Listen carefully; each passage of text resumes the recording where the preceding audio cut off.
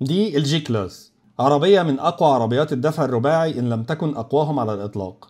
شفنا قبل كده محاولة لتحطيم الجي كلاس، بس المرة دي هنشوف محاولة فرمها وتحويلها من الحالة دي للحالة دي. هنشوف إزاي تقدر تحول عربية الجي كلاس لمجرد شوية معدن مفروم، ودي نبذة عن المراحل اللي هتمر بيها العربية عشان توصل للحالة دي. فتعالوا نشوف بالتفصيل إيه اللي حصل للعربية دي عشان تتحول لمجرد برادة حديد.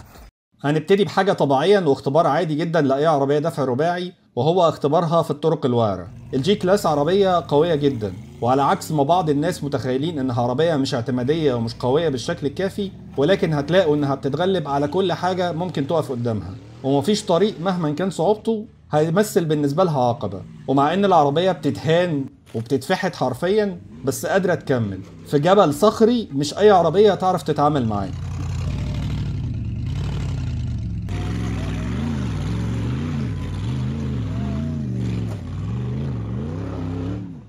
لحد ما وصلت للحفرة دي. الموضوع هنا بقى صعوبته بقى في انه حفرة عميقة مع مية كمان، وطبعا عربية فيها تكنولوجيا عالية وكهرباء كتير مع المية ادت ان العربية تعطل واضطروا انهم يسحبوها.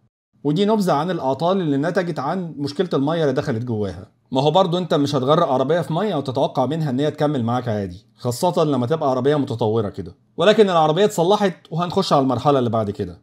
ده الفائز بمسابقة اقوى رجل في العالم، وهيستخدموه في اختبار قوة الباب بتاع الجي كلاس.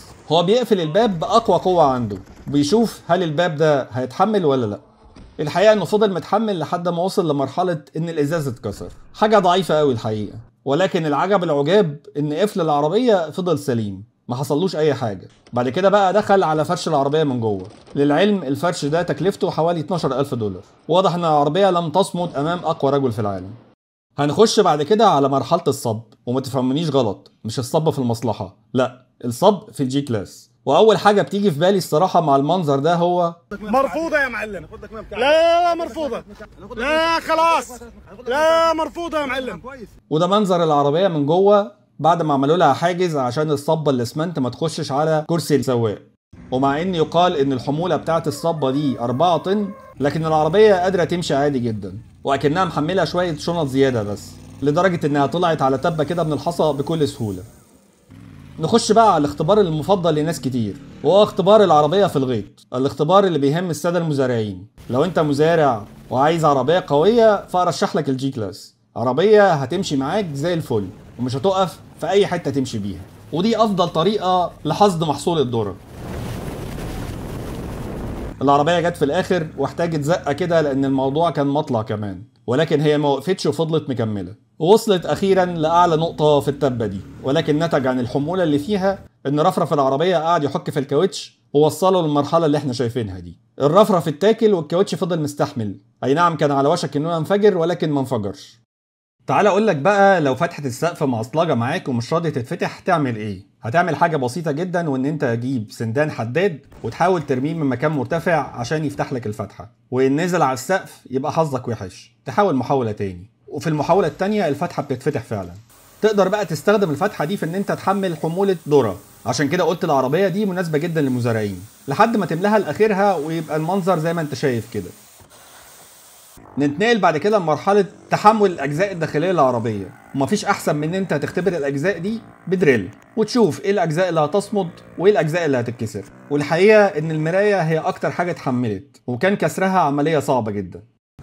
تعالوا بقى نبخر العربية دي عشان العربية تحملت ما لا تتحمله أي عربية تاني. فهنفرم الكاوتش على كل سرعات العربية بحيث إن إحنا نعبي الدنيا بخور. من الآخر كده نرقيها من العين.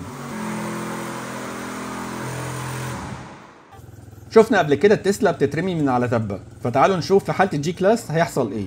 وهنحط جواها سنداد الحداد عشان يديها شوية استابيليتي زيادة، وبالفعل العربية هتترمي من فوق التبة دي. الحقيقة هو منظر يقطع القلب، مش عارف العربية بعد ما تنزل هتبقى عاملة ازاي.